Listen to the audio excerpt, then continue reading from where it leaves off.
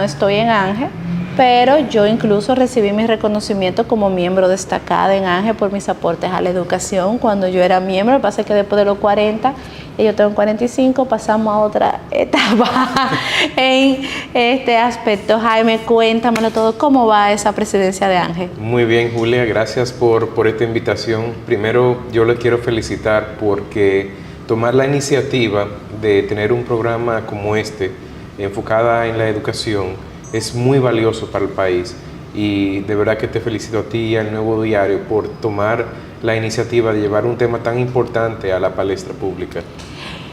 La educación ha sido uno de los ejes centrales y de la agenda de ANGE por años. Sin embargo, al igual que de otras organizaciones como el CONEP, Educa, sin embargo vemos como si pasase desapercibido ante los gobernantes. Los diferentes gobernantes toman sus agendas y aun cuando se le hacen los planteamientos y se toman y se les con muestras, se le presentan estudios, parece que nadie se detuviese a analizarlo. ¿Qué está pasando? Bueno, es una muy buena pregunta, y a la verdad que la educación es primordial para el desarrollo del país. ANGE es un gremio que está enfocado en el desarrollo a largo plazo, y por eso para nosotros el tema de la educación siempre ha sido muy importante. Como tú mencionabas brevemente al inicio, Julia, cuando tú pertenecías a ANGE teníamos hecho una comisión de educación. Luego de haber obtenido la conquista del 4% por la educación, esa comisión hizo una transición a la Comisión de Desarrollo Sostenible, pero continuamos muy involucrados en el tema de la educación, y podemos hablar un poco sobre qué hemos estado haciendo y cuáles son algunos de los planes que hay respecto a educación. Pero yo creo que es importante resaltar que el problema ya no es el gasto en la educación primaria. De hecho, de enero a agosto de este año 2023, el segundo gasto más importante del gobierno, después de interés y comisiones sobre la deuda pública, fue precisamente educación, y se invirtieron 150.000 millones aproximadamente durante ese periodo en educación, el segundo gasto más importante del gobierno, del presupuesto. Entonces, ya estamos hablando de que el monto que se está invirtiendo pareciera ser adecuado. Lo que nos falta es mejorar la calidad del gasto en la educación, la calidad que tenemos en la educación y el retorno que estamos recibiendo por esos fondos que estamos invirtiendo en esa materia. Mira, ustedes recientemente hicieron un estudio con relación a los jóvenes votantes y vemos que hay un tema de la motivación, es decir, no tienen la conciencia del valor que representa para un sistema democrático su voto. Y ahí quiero caer en el mismo tema. ¿No tendrá un impacto la carencia quizás en una educación universitaria, educación cívica, conocer lo que es algo tan preciado que nosotros tenemos como la democracia? Así es, y realmente la educación es un tema neurálgico que está en la intersección de muchos otros temas de interés nacional. Tú mencionas el estudio de votante joven que realizamos, que fue muy interesante, y todo nuestro estudio está disponible en nuestra página web ange.org públicamente, y son libres de costo. Pero la educación hace una intersección, de hecho, en 3 estudios que hemos realizado recientemente. ¿En cuáles fueron esos? Publicamos ahora, hace apenas unos días, una investigación conjuntamente con el Instituto OMG sobre la Estrategia Nacional de Desarrollo 2030, que es el norte de nuestras políticas públicas que debemos adoptar, y dentro de lo cual uno de los ejes estratégicos es precisamente la educación. Nosotros hacemos un repaso de cómo hemos evolucionado en materia educativa en esa investigación. Tú mencionas, Julia, el tema del estudio del votante joven, en el cual también se resalta que la educación es el tercer tema de mayor importancia para los jóvenes después de la seguridad ciudadana y la salud, por lo que los jóvenes están preocupados y conscientes de que necesitamos mejorar la educación. Y en tercer lugar, nosotros el año pasado publicamos un estudio sobre la formación técnico-profesional y la demanda en el mercado laboral y la forma en que los profesionales que estamos formando en la República Dominicana pueden ser de alta calidad, pero no corresponden a la demanda en el mercado. Es decir, tenemos demasiados profesionales como yo, abogados. ¿Y como yo?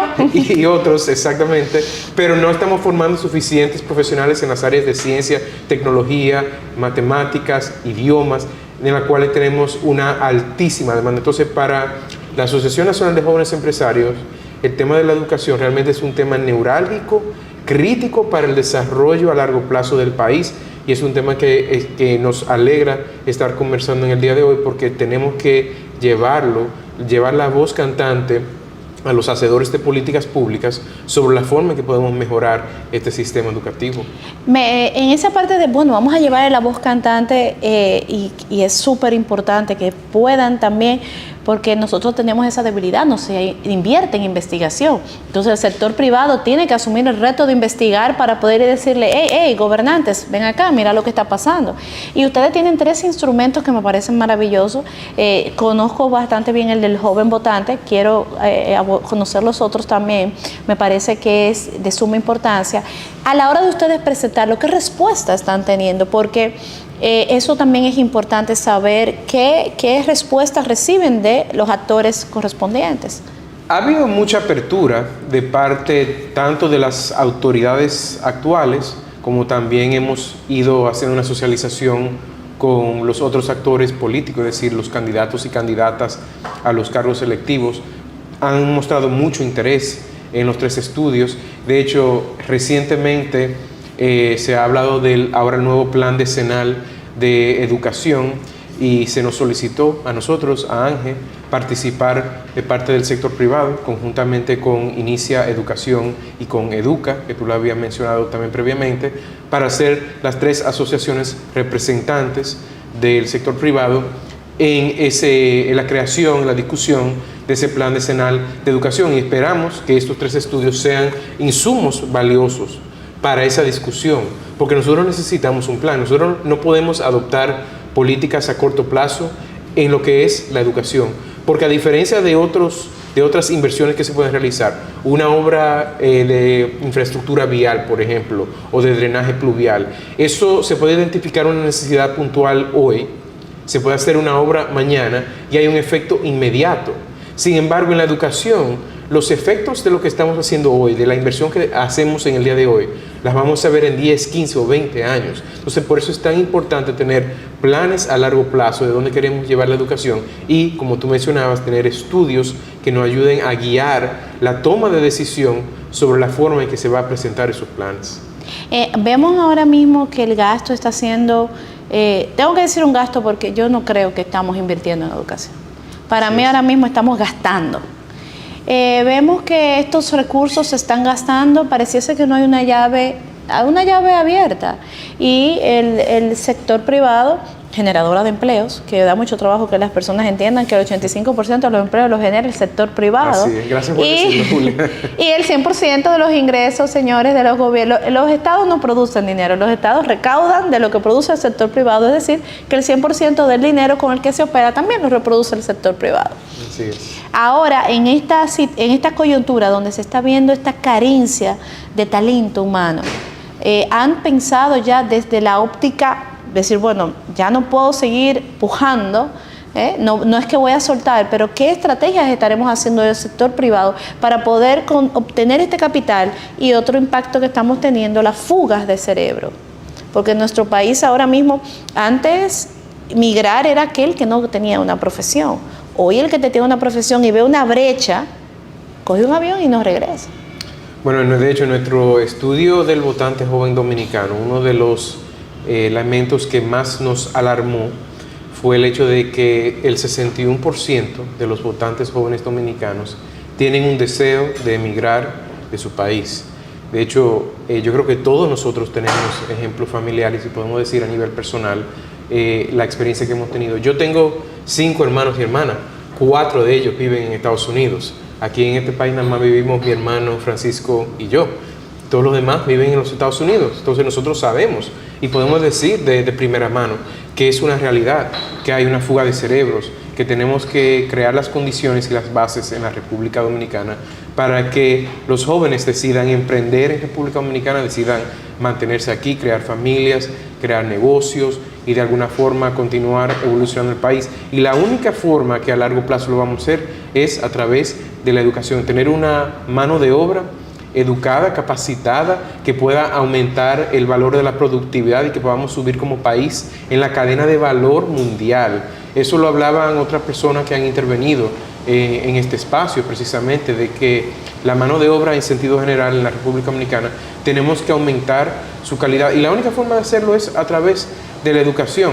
Y lamentablemente, Julia, tengo que decir que estamos de acuerdo contigo de que quisiéramos que exista menos gasto en educación y más inversión. Por ejemplo, no entendemos la decisión del Ministerio de Educación de variar el criterio de los libros de texto en la escuela primaria y secundaria.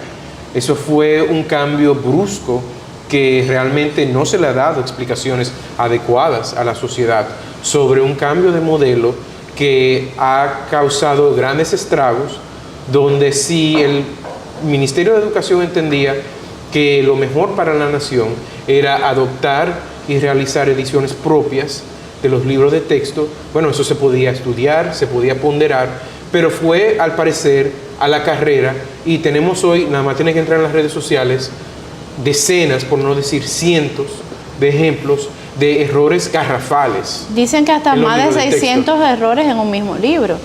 Eso está, de acuerdo a los correctores. Está en las redes sociales, los ejemplos, no tenemos que quizás abundar. No quisiera que se entendiese que estamos aquí como para criticar únicamente a la gestión de gobierno, porque no es el caso. No, sería injusto que, y para ayudarte un poquito ahí, tú sabes que tú es muy orgánico, oímos el teléfono sonar, eso debe ser Arismendi que lo están llamando. Entonces es importante que pueda pasar a tomar su llamada sin problema o desconectar el teléfono como hicieron rápidamente. Señores, esto es parte de... Mira, Jaime, la realidad es que eso que estás planteando, y para yo hacerte un aporte en ese ámbito, es que no tenemos uno, es que al contrario, no tenemos uno para excluir del saco que no haya tenido una problemática dentro del ministerio. Yo le pregunto a la gente a veces, ¿y será que ser ministro de Educación es un premio político? El que más banderea se la dan. Mira, yo le puedo decir una cosa, y de hecho lo comento poco, pero mi abuelo materno fue en ese entonces secretario de Educación. Además, y en su momento fue canciller y secretario de la presidencia, pero uno de los cargos que él tuvo fue precisamente secretario de Educación, y fue uno de los cargos más retadores. Y estamos hablando de la década de los años 70, y cuando no habían recursos realmente para la educación. Hoy día tenemos un ministerio que por recursos no le hace falta. El tema no son los recursos, el tema es ejecución. Tenemos personas muy capacitadas dentro de ese ministerio. Hay viceministros y viceministras, personas como Ansel Checker, que son personas altamente capacitadas y que tienen los mejores intereses del país en mente. Ahora, entiendo que es sumamente importante que un ministerio tan importante, tan esencial para el desarrollo a largo plazo de la República Dominicana, que tiene un presupuesto tan importante, no tome decisiones a la ligera, como pareciera que lo está haciendo, sino que busque un consenso, no solo con la Asociación Dominicana de Profesores, que es muy importante que se le involucre a ellos, porque ellos representan a los profesores, pero también a otros actores dentro de la sociedad. Y el ejemplo de los libros de textos era uno de los ejemplos que se podían citar. Yo creo que también se criticó en su momento el hecho de que se estaban construyendo muchas aulas. La verdad es que nosotros en materia de la infraestructura educativa que teníamos, estábamos en una situación muy deficiente. Sí. Había pocas aulas en muy mal estado en todo el país. La verdad es que se necesitaba hacer una inversión en la infraestructura física, porque si no tenemos dónde darle clases a un alumno, no puede ser el mejor maestro del mundo, pero si está dando clases bajo un árbol de mango, no va a ser tan efectivo como en un aula bien estructurado, con su pizarra, butaca, moderno, que tenga, por ejemplo, el INAVIE, le da el desayuno escolar y otras obras de bienestar, claro, educativo y magisterial. Son importantísimos. Nosotros no podemos ignorar la realidad social y económica que tenemos en la República Dominicana. Eso todo es cierto, pero tenemos que continuar mejorando ese gasto educativo. Y yo creo que la sociedad civil y el sector privado tienen muchos insumos buenos que pueden ayudar a guiar al Ministerio de Educación y a la gestión de gobierno en esa toma de esa decisión. En ese mismo marco, en ese orden donde tú hablabas de este ecosistema completo, ¿no? Porque muchas veces tú dices, bueno, sí, se está gastando, pero tenemos que ver la parte loable, la parte de alimentación, la parte de otorgar los recursos. Lo malo es cuando no le llegan, que ahí es donde hay una punta de lanza en todo este proceso. Ahora bien, desde el ámbito ya empresarial, ver cómo se dirigen los recursos, ¿no? Pudiese estarse llegando el momento de una reforma al pacto educativo donde quizás se midiese o se instauraran los indicadores para medir y se pudiesen decir, bueno, las partidas tienen que direccionarse de esta manera, porque como tú mismo decías, es verdad, teníamos un déficit de aula, pero continuamos con déficit de aula porque ahora resulta que las escuelas que se construyeron no eran en la zona correcta, o que la dejaron por mitad, o que no le dieron el mantenimiento. Entonces seguimos con el déficit de aula sin los recursos. Bueno, nuestro país es un país de muchas necesidades. Nosotros siempre vamos a tener donde invertir por el tema del bienestar social. Nosotros tenemos deficiencias en salud, en infraestructura vial, en transporte, y eso no son elementos, digamos que de esta gestión gubernamental. Esos son problemas históricos de nuestro país, un país que está en vía de desarrollo, un país de hecho que ha avanzado mucho. Pero la educación sigue siendo la inversión primaria y principal para poder permitirnos continuar evolucionando y desarrollándonos en el tiempo. Entonces, sí, estamos de acuerdo que nosotros tenemos que tener un plan para la inversión de esos recursos. Nosotros creemos en que ahora el Plan Decenal de Educación va a ser un excelente escenario para poder planificar de una manera más completa, a largo plazo, y muy importante, una palabra aquí, continuidad del Estado. El año que viene tenemos elecciones.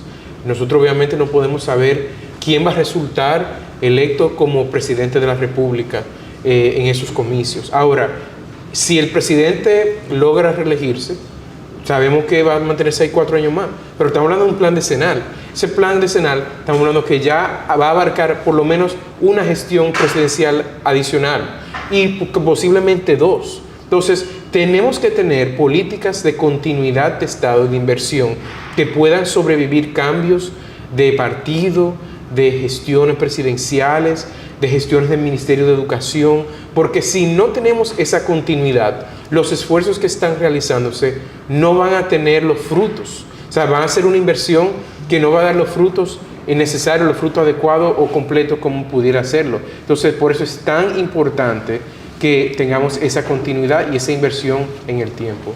No, y tú sabes que me llama la atención cuando tú haces el planteamiento de continuidad y que sobrevivan a los ministros. Correcto. Porque cada vez, en una de estos encuentros, una persona me dijo, mira Julia, si calculamos la media, un ministro te dura en promedio 1 año, 9 meses. O sea, no te llega ni siquiera a completar los 2 años.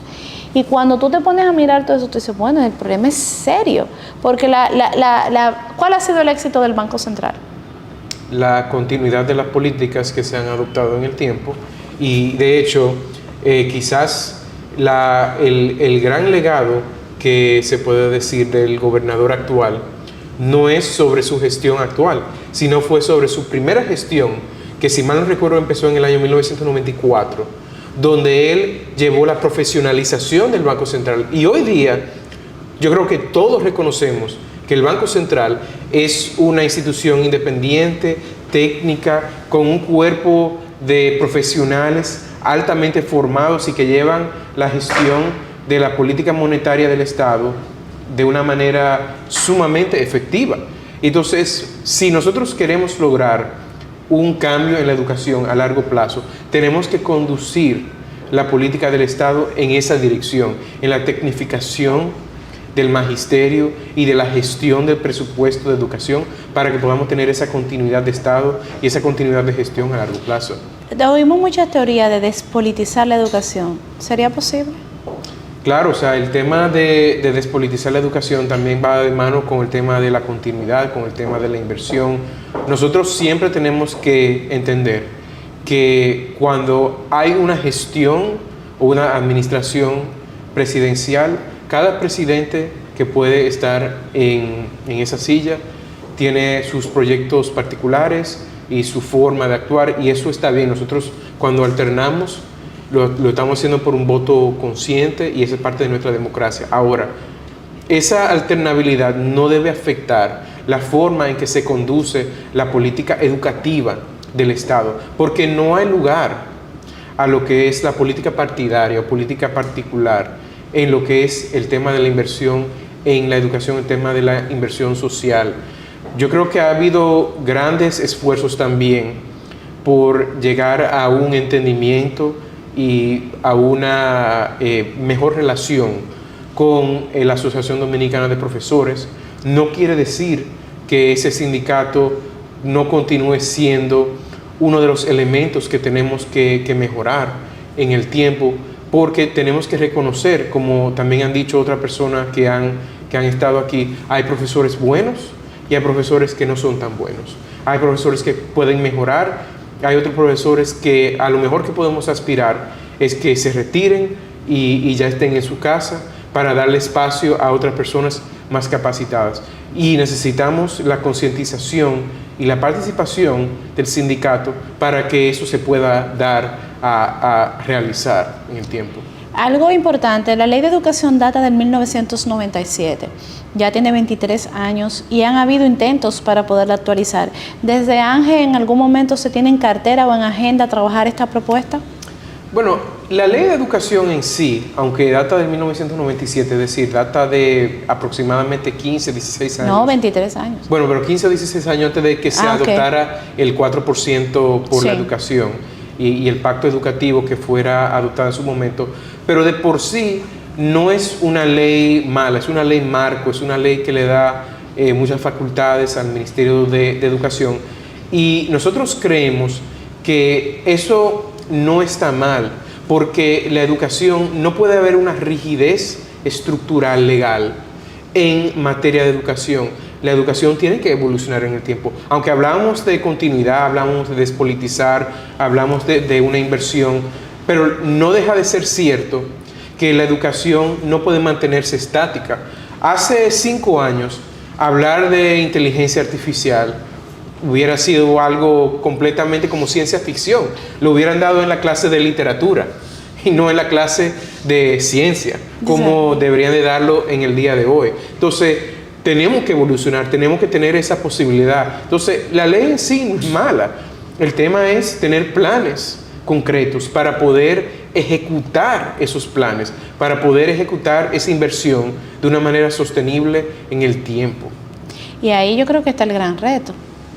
La continuidad que tú mencionabas y poder transformar el gasto que hoy estamos teniendo en inversión para poder ver ese retorno.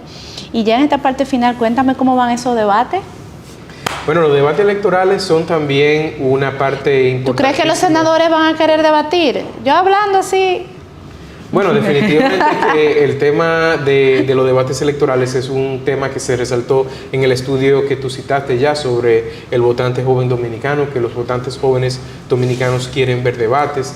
Nosotros hemos celebrado debates ya en diversas ocasiones desde el año 1998 y la verdad es que son un instrumento que permiten a los candidatos y candidatas a dar a conocer sus políticas, sus propuestas a una audiencia masiva. Los debates del 2020 llegaron a 3.2 millones de dominicanos. Entonces nosotros creemos en los debates, nosotros creemos que habrán debates electorales para el año que viene, tanto en el ámbito municipal, en el ámbito congresual y ojalá también en el ámbito presidencial, porque la República Dominicana necesita que los candidatos a la presidencia y candidatas a la presidencia estén en un escenario donde puedan hacer sus propuestas concretas directamente a los votantes. Así que esa definitivamente es nuestra aspiración.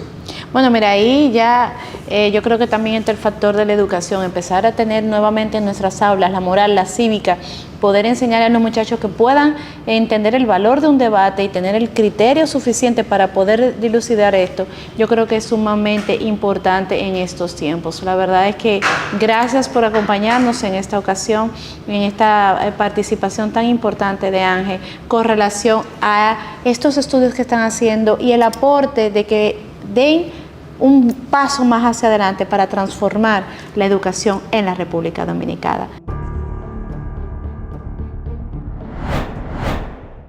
Amigos del Nuevo Diario, gracias por acompañarnos en una entrega más de la saga, en esta edición Educación. En esta oportunidad nos está acompañando el economista Andy Dawager, quien nos va a dar un poco de luz con relación a qué está sucediendo, hacia dónde está yendo, si tenemos un gasto o tenemos una inversión en materia educativa. Gracias por acompañarnos, don Andy. Gracias por la invitación.